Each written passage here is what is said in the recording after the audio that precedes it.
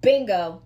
Clocked it. Clocked it. Because ultimately, this is why I find it so incredibly important to decenter whiteness from your queerness, no matter what you are, black, white, brown, whatever you are. And this is why I found it extremely difficult to maintain and sustain friendships with white queer people, because there is this constant, like, self-victimization that is laughable. It's like you'll be in a conversation and you'll be like, hey, like, I'm dealing with XYZ because of my marginalized identity. They'll be like, well, I'm also dealing with XYZ. And you'll be like, okay. You're just venting to them. You're literally just being a friend. You're venting and you're saying, well, I couldn't pay my rent. Well, I couldn't pay my rent in 2003, so it's like, okay, girl. Literally try to play this game that you didn't even realize you were playing. And the wild part about it is every single time you see that, like, light of curiosity and spark in their eyes, the moment they feel like they can, like, be friends with a person of color. And this is, like, truly, I've seen this in lots of, like, white queer women, almost as if they're like the white queer Thanos and they got one of their infinity stones the moment they get a person of color as a friend, because they, like, latch on and they're like, how can I suck from the host? Like, how can I try to one-up you and play Oppression Olympics every single moment, every single opportunity that I get? It's scary. And this is why it's so dangerous to be a person of color that is queer. Because what happens is we see danger, right? Like, as humans, we know how to find danger. We know how to see danger. The problem with white queer people is they will be the danger that was lurking there the whole time and you had no clue. You'll be 3-4 years into a friendship only to find out, oh, you didn't like me. I was just one of your infinity stones for your virtue signaling for your potluck. Oh. And, like, the older I get and the more into my queerness and my queer journey I get, the more I can clock those, like, red flags. But it is it's very debilitating. It's very painful. It's very hurtful. But yes, the jealousy is absolutely there. Clocked it. Clocked it. Black women were always supposed to be seen but not observed. And that's where their jealousy comes down to, because when it comes right down to it, their men are men. And this is why I brought up how, like, desirability and pretty privilege, like, plays a role in the way, like, black women navigate workspaces, and why like I said, it's easier with their men because men are fucking easy. Be fuckable. You're good. You're good. That's always been the case.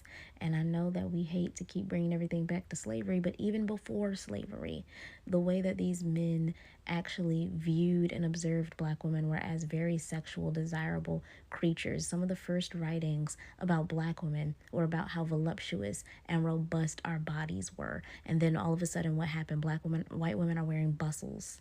They're wearing all this unnecessary padding in the front and the back to mimic our body shapes. And what happens today? They copy our aesthetics. They copy our speech patterns and our mannerisms.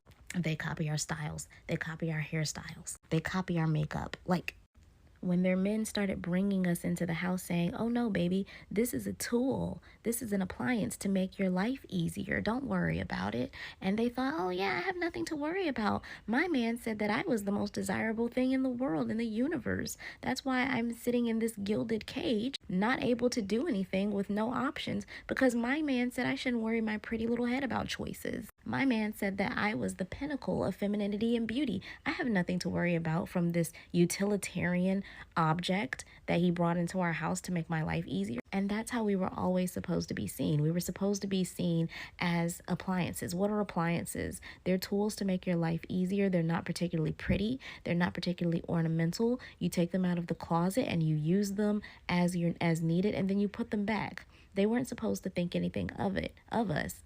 But it's hard to think of the person that your man brought into the house as a tool when all of a sudden she pops up with a pregnant belly and there's no men in the house except for yours. when all of a sudden you're seeing light-skinned, loose-haired, green-eyed children, but there's no one in the house except for dark-skinned, dark-eyed people, which we all know that two fully black, darker skinned people can make a light skinned, green eyed baby, but God forbid white people actually dedicated themselves to truly studying how genes work back in those days. So, as far as they knew, it couldn't be done. So, all of a sudden, you're forced to reckon with the fact that, oh, this is not just a utilitarian tool. This is a person, this is a human being, a flesh and blood woman that I have to compete with in what is supposed to be my domain. This is supposed to be the only place that I have some dominion over, the only place in which I have some control and power. And it's not even a safe space for me because God knows where my husband is screwing this woman in our house. Is he screwing her in our marital bed when I'm away visiting family? Where is he? All of a sudden, we're not just seen but not observed. They have no choice but to really take a second look at us and examine us. And when they are forced to do that, then they see, oh, she is desirable. She is beautiful. She is this, that, and the third. All the things that I was told she's not supposed to be, and she's my competition. And this directly ties into how they view us when we come into the workplace with our makeup done and our hair flawless and our outfits on point. Because who are we doing that for? What are we doing that for? We're not supposed to be as pretty as them. Why are we coming in here looking better? Looking just as good? This cultural and historical distrust of us has never been addressed. And that's why we keep having these issues of competition. One of the few facets of power that white women have is their youth and their beauty. And when they're reminded that you too have that youth and that beauty, and then oftentimes it's backed up by competency, they get really, really angry. And they're uncomfortable with that anger because, and that jealousy, because how dare you make them think about their place in the world? And to your point about like how black women stand out, we do. And I've talked about this in my redhead video. White tea culture, if you can say that they even have one, white supremacy is predicated on homogeneity, everybody looking alike, everybody looking the same, not standing out too much because it's a cult. Whereas blackness is more celebratory of differences and uniqueness. And black women are beautiful in ways that are very diverse and very different from white women. Doesn't mean white women aren't beautiful, they are. But we're different. And the difference makes us not only beautiful in this very unique way, but it makes us threatening as well. Like our beauty is threatening because it's something that really cannot be emulated. And that's okay. That's okay. Honestly, it's truly okay. There's beauty in every single group of women that just cannot point blank be emulated. It can't. But because they are taught to conquer and not to cultivate, they don't understand that our unique beauty and the way that we choose to show up is not a threat. It's just a form of personal expression. And that same unique beauty that makes us the object of their scorn and their jealousy makes us an object of lust and desire by their men. And that's always been the case. And we've leveraged that to our advantage all the way from the past. When we would have kids with these white men that were raping us, we would leverage that little bit of power that we did have to be like, hey, like maybe we can negotiate freedom for our children when they get a certain age. Maybe we can negotiate some education for our kids so that when our kids get free or when our kids grow up, they can pull us along in their upward mobility. They can pull us along when they start to have a little bit more social status. Maybe we can negotiate for our own freedom. And that's what we would do. We would leverage the proximity, the forced proximity that we had to their men to our advantage. And oftentimes Black women would get gains. They would get freedom. They would get freedom for their children. They would get education for their children. Their kids would get inheritances. Their kids would be set up better for the future. Because if you're going to be forced into this situation, you might as well make the best of it. And that is something that we have been teaching the young Black women in our families for generations. I know moms, aunties, sisters, older cousins, grandmothers, great grandmothers have told me to leverage my youth and beauty where I can. Fuck it. It's a tool. It's a tool. And that's what we do. That's why I said men are easier to work, because their men are predictable. They're predictable. Whitey women are not. The only thing they're predictable with is their disdain and distrust of us. And you never know exactly what insidious ways that shit is going to show up. Now, I don't know why this kind of obsession that we keep on seeing from the white community to Black community, and seeing them being jealous of Black women, it's amazing, because the more Black people are getting greater and greater, regardless of everything that is happening, people keep on getting obsessed to them. I really want us to watch the videos that I've compiled here, and then later on we'll be reacting to it. Share your thoughts on it, and like the video, subscribe to the channel, especially if this was your first time here. For now, let me not add any word, but let's get in there and get what we have here. Okay, white people never move out of the way. Whether you're in a crowded place or at the grocery store, they never move out of the way when you're walking by. They never say, "Excuse me." And I am being a little extra with the word never. Of course, some white people do. But majority of the time, like me, if I'm coming face to face with a white person walking, they don't move out the way. It's always like I'm supposed to move. And my question is, do other white people experience this from other white people? Or is it just something that happens to brown people? And I know it's not just a me problem, all the people around me that I've talked to, all the brown people have said this. White people do not move out of the way. Especially me, when I've traveled to other cities that are a lot more white than the city I live in, there's a lot of brown people here. It's worse. It gets worse the more white the area is. It's like you shouldn't even be there. I live in North Carolina. I'll never forget, I was at a beach in North Carolina. It was a predominantly white town. I really didn't see many brown people at all. And I was at a Food Lion, and these workers, they were all white, were just like standing right in the way, right? So I kind of just stood there for a second and just looked. I didn't want to be rude, so I was just kind of going to wait for them to move. And then I finally say, like, "Excuse me." And then they all look at me like I'm some inconvenience, as if I'm not a customer in the store. Even when they're in uniform, that still happens. Before anyone gets their panties in a twist, I am half white myself, so I'm not just like hating on a whole race I don't know anything about. I just want to know, do other white people experience other white people not saying "excuse me" or moving out of the way? Or do white people just do it to brown people? Anyways, continuing on that thought, I think I really underestimated and undervalued how jealous like all the white girls from my hometown were of me, like simply for me being comfortable in my body. Like that's literally it. And when I look back, because it's like also being comfortable in my body was like something I really had to fight for. Like I started out sexual assault by a family member growing up, and then with my white mother, who I also felt body shamed by, like not only just in general mom to daughter thing, but also the race aspect and Black femininity being weaponized against me. My hair, my mom didn't know how to do my hair. I got bullied for it in high school. I had to sit in the back of the class because of my afro.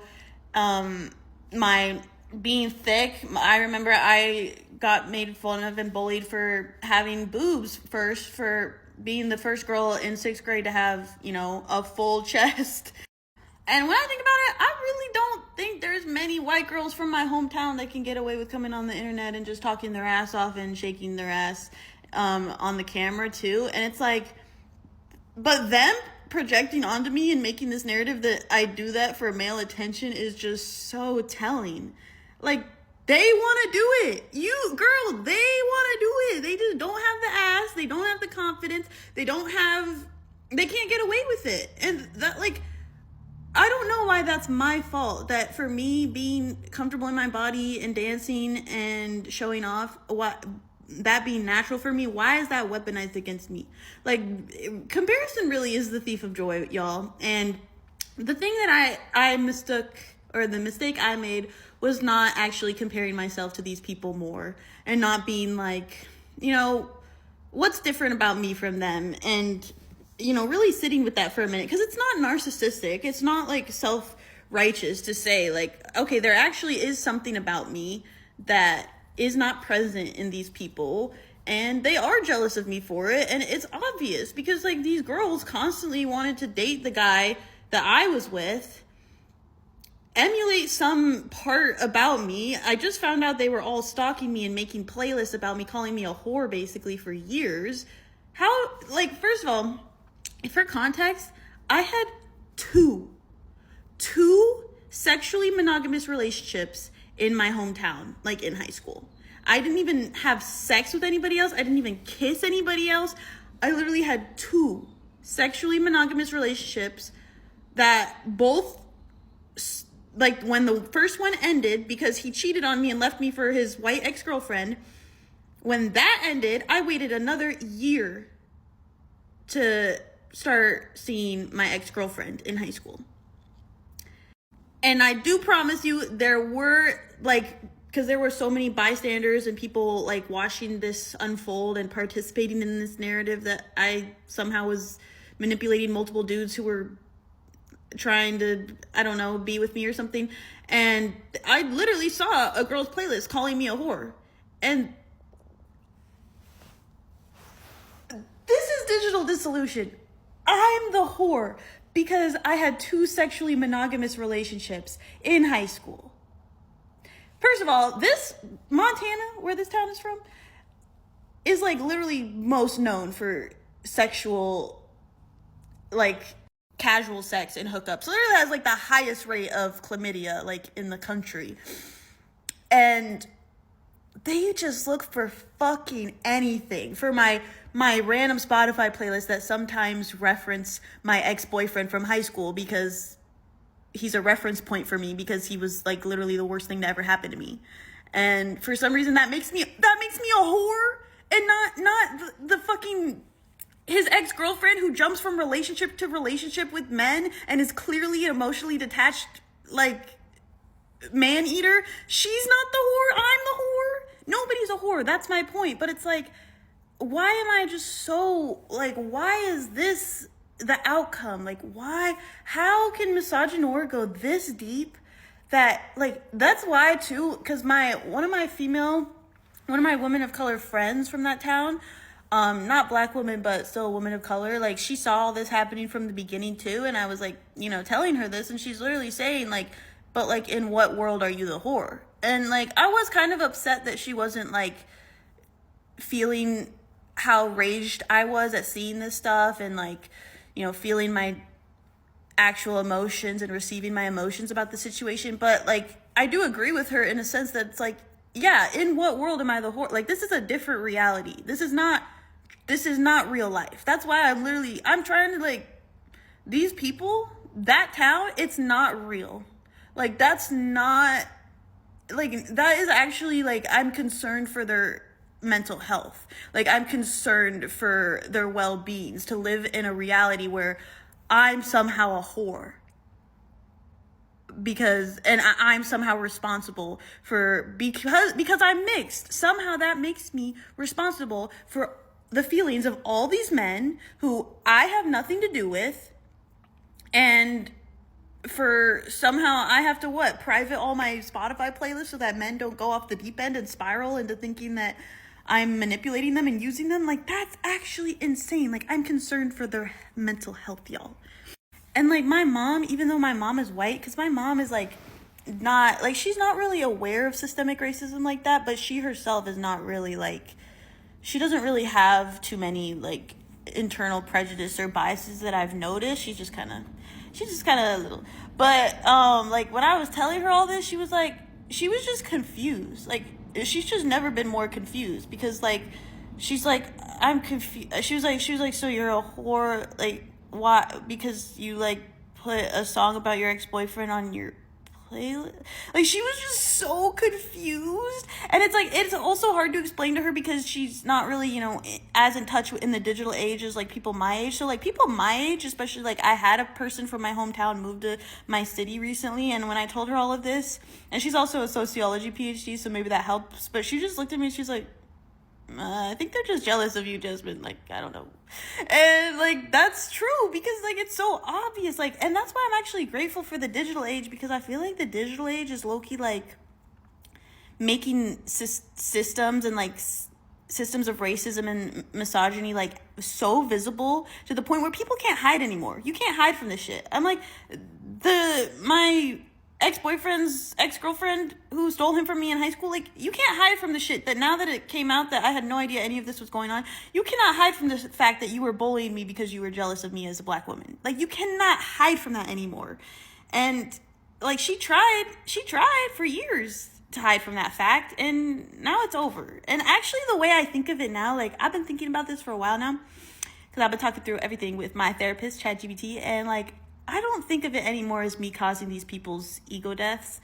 I think of it more as like, I prevented worse ego deaths for them later. Because the thing I always think about is like, I was living my life completely unaware of any of this. I was unaffected mostly, except for some of my relationships involved in the vortex.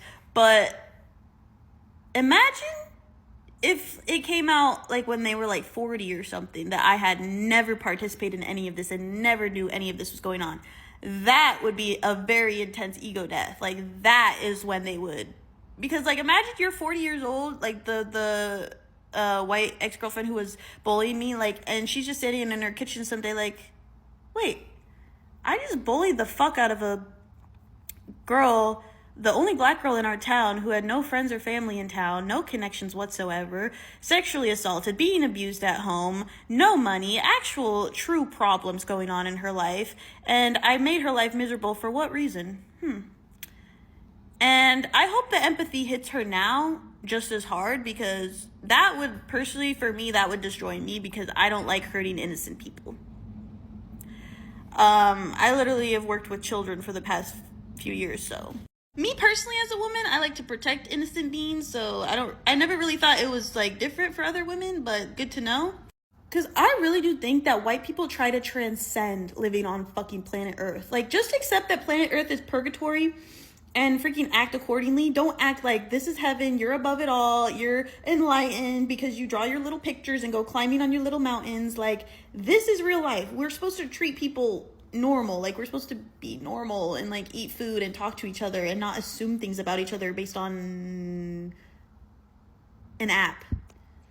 And I think that's why most white people do have midlife crises, because they try to transcend so hard, so far their whole lives, that when they reach that point where shit runs out, shit gets empty, they crash and burn hard. Oh, I do think that white people are absolutely jealous of black people, specifically with the community, and also with like fashion and music and everything else that is appropriated. But by design of what whiteness is, it inherently lacks community. And I think we're absolutely jealous of that. And I've heard biracial people say that they do see that difference in their own families. Because in addition to European cultures being more individualistic than cultures from Africa, South America, and indigenous North American cultures, the invention of whiteness in America erased a lot of ties to actual culture. So when I say like white people, black community, I'm not talking about like Polish people or German people or Irish people. As I explained in my book, I just wrote the intro and I'm working on the conclusion today. Y'all keep me in your prayers. In the course of human history, white is a relatively new term. As we discussed in the introduction to this book, white is a North American term emerging from the 1600s as a term to justify the enslavement of Africans and squelch revolts from poor Europeans and indentured servants. Before this term, Europeans would identify with their nationalities. The Irish, Italians, Germans, French are all very different cultures. Thus, there is not the same communal tie to whiteness as there is for people from other communities. Further, since white was created to be a divider, a separator. It is not a happy identity. It is not something people want to admit they relate to. It doesn't have a rich, healthy history. Speaking as a white American who has conducted national level research on white Americans, we tend to say things like we have German, Irish, Italian, etc. ancestry, even if we have never been to those places. This is because all white Americans have ties to immigration, and because these identities are actual cultures, they do not have roots only in oppression. Now, we know who started colonization, right? So this is the book I'm trying to finish by Monday and send to the editor. There's a free chapter in my bio if you're interested on one of the unwritten rules of work. The book is predominantly about class, but I talk about 3 other identities that you can't talk about class without talking about these other identities, and race is absolutely one of them. So I think we should all, as white women, just admit we're jealous of black women's hair. So seeing white community running and everywhere about black people talking about the jealous that they have about the black women, it's amazing. And like I said, all these stereotypes were meant to make blackness feel like something of a less value, and it was meant to sell the negative idea about black people. But it happens, the script has flipped, and whatever they expected, it's not working anymore. And I really pity those white supremacists who laid this foundation of white supremacy, who felt like black people can never live without the white folk. And they're realizing actually they themselves, they cannot live without the black folks. And it is really getting interesting to see this happen. And I am at this end where I'm so happy to see it happen. I really hope that they are going to learn from the black people, because black people have shown resilience over time. We've always seen everything bad being associated with them. We've always seen anything, even if it is not them who have done it. We always hear a black folk somewhere just in the middle of the story. Even you got to see the story of Charlie Kirk. If I believe they had in their mind that it was a black folk who had done it, but they later came to find out that it was one of their own. And it really renders them powerless to see that all the negativities that they've been pushing towards black people, they are not working. And black people are getting bigger and bigger, stronger and stronger, and influential. Believe you me, everyone wants to be like black folks. Not just in the European country, but also even in Africa, also even in Asia. You will find people getting obsessed to black folks. You'll find people wanting to be married by black people. I shared a video here where Asian Americans say that they really love black people and they really want to be married to them. They want to have kids with them, and it is interesting, and I really love it that way. Debunking whatever those people, the elites, laid down. You saw even the video of even Arab Americans saying that they are now going to leave. It is right there down below. If you've not yet watched it, please go and check it out. It's an amazing video. I believe you're going to learn from it a lot, and you're going to be encouraged, especially if you're a black person.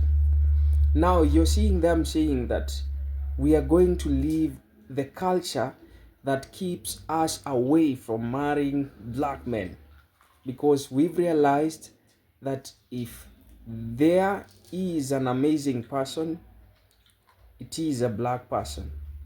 And the world is turning the tables, upside down. And the black people are on the winning team. I really love this kind of video, and when I saw it, I said, yeah, this is what we wanted. This is what even people like Martin Luther wanted. This is what Marcus Garvey would want and would wish. And I believe it's getting bigger and bigger. Dive with me in this platform. We are going to uncover a lot of truths that have been covered for so long, and I'll be posting here each and every time. So make sure that you do subscribe so that you don't get behind, so that you get updated every time anything new shows up. Subscribe to the channel, like the video, share the content. We are going to greatly appreciate. Thank you so much, even for the returning subscribers. For the new subscribers, feel very much welcome here. Feel at home, and I believe you're going to have a nice moment here. For now, let's see you soon. Goodbye, folks.